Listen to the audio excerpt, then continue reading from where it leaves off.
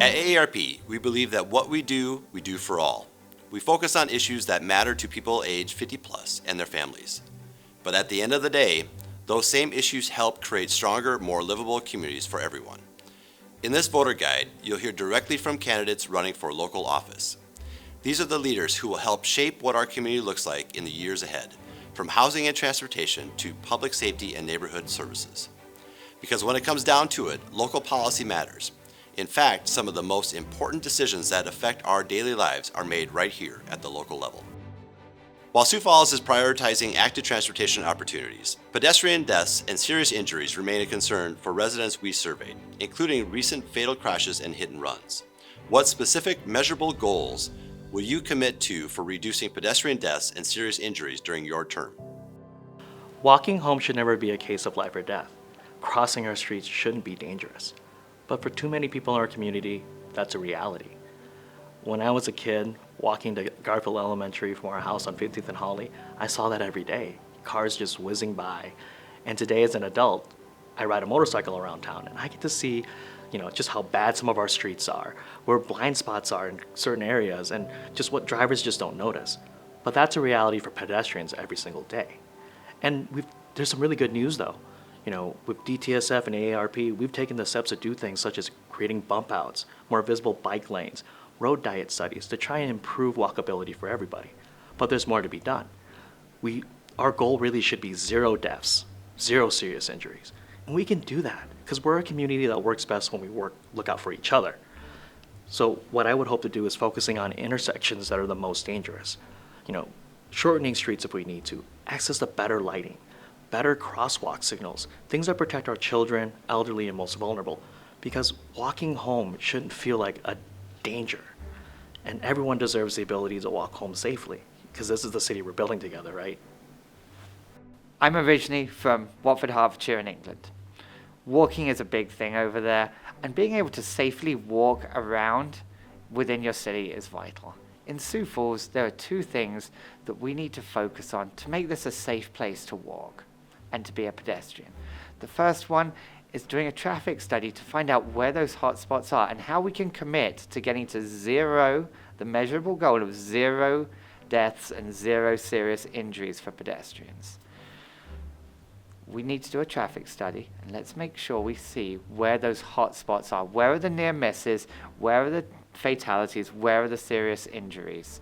And let's zero in on those areas. Let's make sure that they are well lit, that there's good driver sight lines, that the crosswalks are those new flashing crosswalks that we're seeing around town, that they're well marked.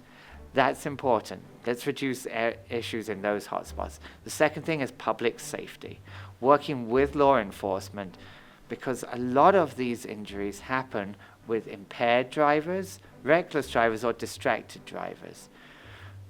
Funding public safety, funding the police to give more of a deterrent for that happening is going to be huge, because if we can reduce the amount of distracted and impaired driving, that will on its own reduce the number of pedestrian injuries and deaths. I have a great relationship with the Chief of Police. It's going to take building consensus, working with the Chief of Police, working with fellow council members. I have a history of building consensus through 10 years of running nonprofits. I'm the CEO of the YMCA. I have 24 board members that I have to have on the same page if we want to make any serious changes or serious ads within the YMCA. That's going to be the same thing within the council. As we look at walkability, not everyone's going to be in favor of it, but I am there to help work with the council, with the police, and let's make sure that this is a great place to walk. Pedestrian issues are very serious issues, and we're also having a lot of issues with hit and run or people trying to cause accidents so they can collect insurance money.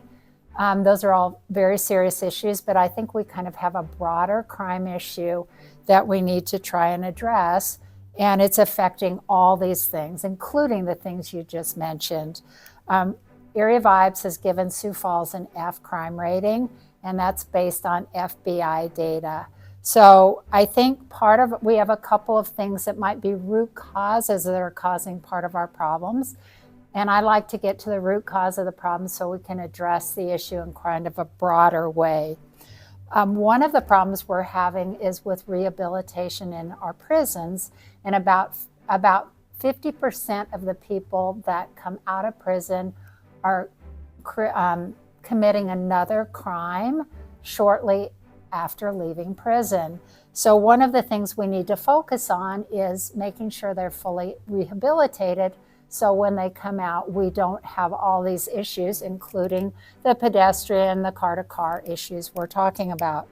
The other issue is that we are encouraging very low-wage jobs through some of our taxpayer-funded initiatives, and this puts people into poverty. When people are in poverty, there are all kinds of stresses on their life, and it leads to all kinds of crime issues, including the ones we just talked about with the pedestrians, with a car-to-car, with issues with people wanting to collect insurance money. So my hope is we can get to the root cause of some of these crime issues, solve them, and then solve not only the issues with pedestrian matters, but also issues having to do with other crime, as in homicides and that sort of thing. It's very concerning to hear some of those challenges that we have taking place with our pedestrian safety. And what I would commit to is not necessarily a measurable goal on reduction or anything like that, but I would commit to specific measurable steps we would take that I think impact the outcome. So some things come specifically to mind. First, I want to commit to a very thorough review of how we're using the Active Transportation Board. I've heard a lot of comments that we're not appropriately using the Active Transportation Board. What I mean by that is it's a group of people that care greatly about pedestrian safety, bike safety, but where we need to incorporate them further is into the planning and the designing of our streets. And sometimes we don't allow that citizen committee to participate much on the front end. We have to do a better job of that. I've been working on some things right now to increase that citizen participation, but admittedly, I haven't gotten the job done yet and need to do more work on that front. So I would commit to saying we've got to do a thorough review within the first year of the next term of the role of the Active Transportation Board. Second thing we'd commit to is saying over the next 4 years, we need to double the amount in our CIP budget, which I believe is about $350,000 right now in 26. That's there for pedestrian and bicycle activity. We need to get that up to about $650,000, $700,000 over the next 4 years, because that plays a key role. The third item that might be a little unpopular, but I think is critical, is we've got to address some of the driving habits we have in our community. And we can only saturate officers so much. We do have to consider some movement of bringing in some traffic cameras in different areas that could be mobile on a trailer and saturate those in specific areas to help start developing new habits with our drivers. And I think that's a necessary step we have to take to protect our community and citizens. So I would really commit to more kind of the process than I would the outcomes, because we have to do that process to get better outcomes. So there needs to be more crosswalks in certain areas, especially the high traffic areas. And also I've spoke with several different police officers and said that they do not have the funding to be proactive.